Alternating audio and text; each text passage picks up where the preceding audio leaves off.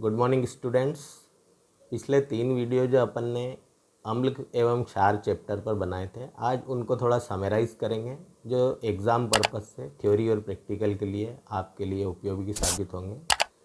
तो इस अम्ल और क्षार में जो एक पारंपरिक सिद्धांत था, क्लासिकल थ्योरी, तो पहले ऐसा समझा जाता था कि सभी खट्टे पदार्थ अम्ल कहलाते हैं और कड़वे पदार्थ क्षार कहलाते हैं, जिनको चख के पता लगाया जाता था कि ये अम्ल है या क्षार है। जैसे नींबू, संतरा आदि, इमली आदि में को जो पाया जाता है पदार्थ, उसको अम्ल कहा जाता था। और सरसों का तेल थोड़ा कड़वा लगता है तो उसे क्षार कहा जाता था।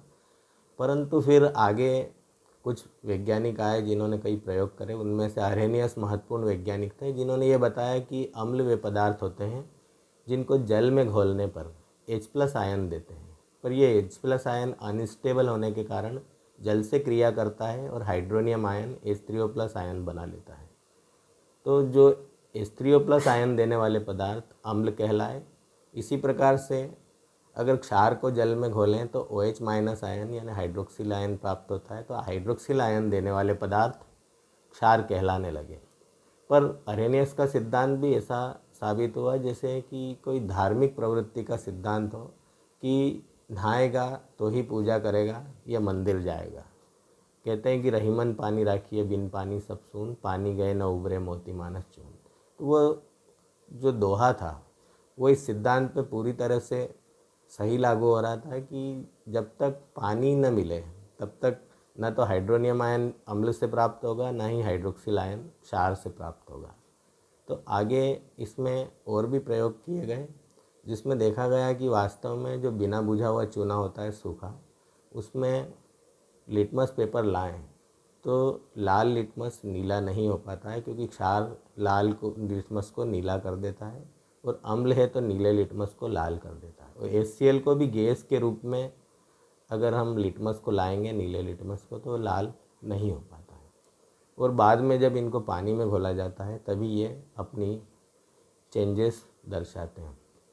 तो ये जो लिटमस पेपर है, इसमें एग्ज़ाम में पूछा जाता है कि अम्ल क्या करता है। तो इसको एक शब्द होता है अनिल, उससे याद रखा जाता है कि अ से अम्ल और नी से नीला और ल से लाल। तो अम्ल नीले लिटमस को लाल कर देता है और क्षार है तो लाल लिटमस को नीला कर देता है। तो इसी को आगे बढ़ाया ब्रोंस्टेड ने, क्योंकि कई पदार्थ H+ आयन और OH- नहीं आयन नहीं रखते थे, तो वो कैसे पहचान करेंगे उनकी। और जो जल में भी नहीं घुलते थे जैसे फेरिक हाइड्रोक्साइड वगैरह, तो उनकी पहचान किस प्रकार से होगी। तो ब्रोंस्टेड ने ये बताया कि जो अम्ल हैं वो वे पदार्थ हैं जो H+ आयन का यानी प्रोटॉन का दान करते हैं, और क्षार वे पदार्थ हैं जो प्रोटॉन को ग्रहण करते हैं। तो इस प्रकार से अनेक कई पदार्थों का पता चला, जैसे अम्ल HCl, H2SO4, HNO3, इनके पास H+ आयन पाया जाता है और ये उसका दान कर सकते हैं। और क्षार है तो वो उनमें एक लोन पेयर पाया जाता है जिससे इस H+ आयन को वो ग्रहण कर सकते हैं। तो ये एक थोड़ी सी विस्तृत थ्योरी थी जिसने और भी अनेक पदार्थों को सम्मिलित किया अम्ल और क्षार की श्रेणी में, उनको और भी आगे बढ़ाया। इसमें भी कुछ चीज़ें छूट जाती थी, जैसे carbon dioxide, sulphur dioxide, PH3, ammonia, PCl3, इनकी पहचान सुनिश्चित नहीं हो पा रही थी। तो लेविस नाम के वैज्ञानिक आए जिन्होंने ये बताया कि जो एक एकाकी इलेक्ट्रॉन युग्म या एक लोन पेयर का दान करते हैं वे तो क्षार कहलाते हैं, और जो लोन पेयर को ग्रहण करते हैं वे पदार्थ अम्ल कहलाते हैं। इन सभी सिद्धांतों का वर्णन हमने पिछले 3 वीडियो में आपको बताया। तो इसमें इस चैप्टर में परीक्षा में कई उपयोगी प्रश्न आते हैं कि जैसे अम्ल के उदाहरण दीजिए, क्षार के उदाहरण दीजिए। तो हमारे प्रसिद्ध अम्ल हैं hydrochloric acid, sulphuric acid, nitric acid. और इसमें जो सल्फ्यूरिक एसिड है, जिसको गंधक अम्ल भी कहते हैं, इसको अम्लों का राजा कहा जाता है। और एक जो 3 भाग HCl और 1 भाग HNO3 का जो मिश्रण होता है उसको अम्लराज कहा जाता है।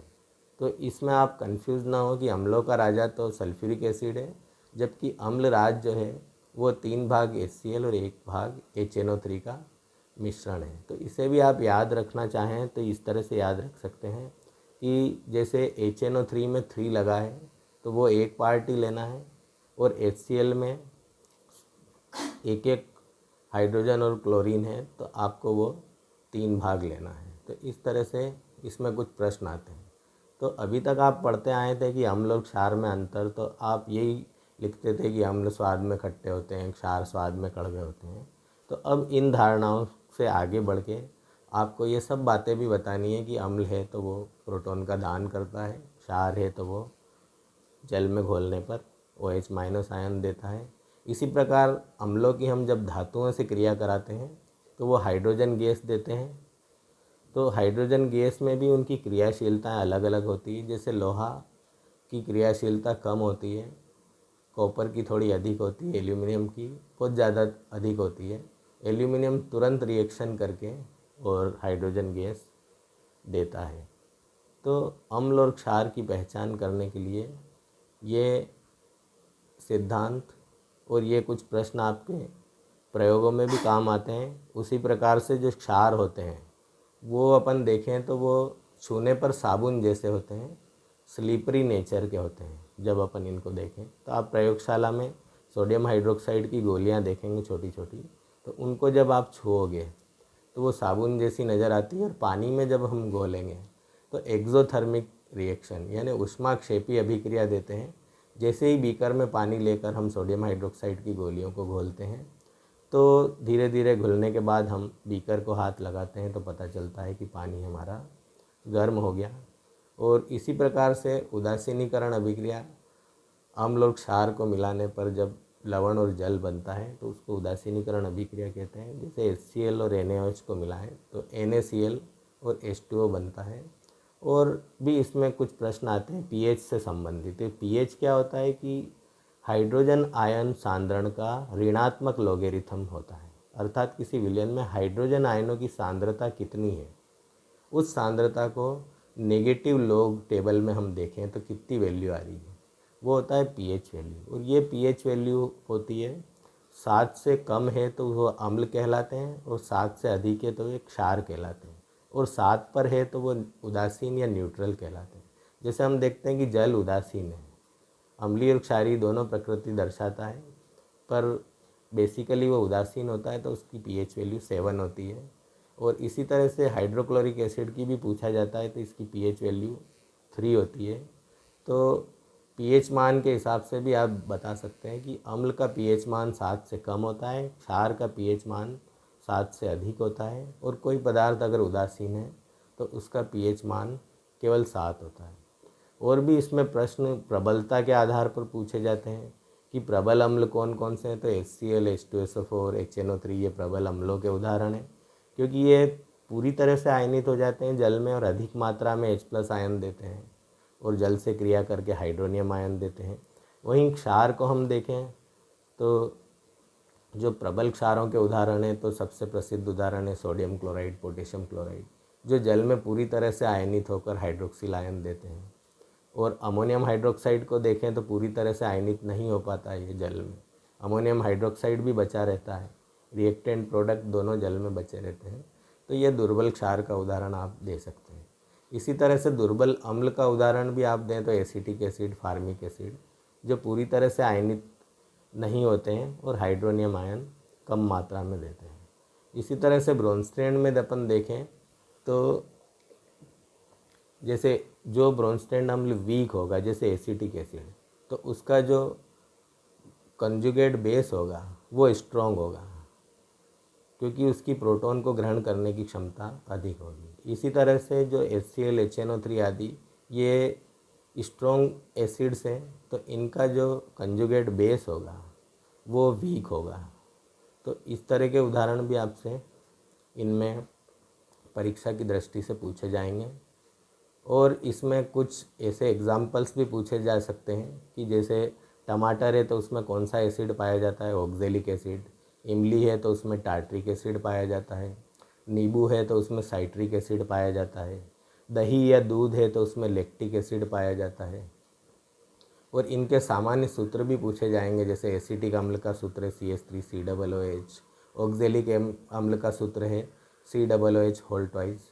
फार्मिक अम्ल का सूत्र है HCOOH। इस तरह के छोटे छोटे प्रश्न अम्ल और क्षार वाले पाठ में पूछे जाते हैं। तो इस तरह से आप पुराने जो सरलतम प्रश्न थे कि अम्ल केवल खट्टे पदार्थ अम्ल होते हैं और कड़वे पदार्थ क्षार होते हैं, वो पारंपरिक सिद्धांत था। अब आपको साइंस के हिसाब से अन्य सिद्धांतों का भी अध्ययन करना पड़ेगा, तभी आपके बेसिक क्लियर होंगे और आप सभी प्रश्नों के उत्तर 10th बोर्ड या CBSE पैटर्न पर दे पाएंगे। धन्यवाद। Thanks for watching the video.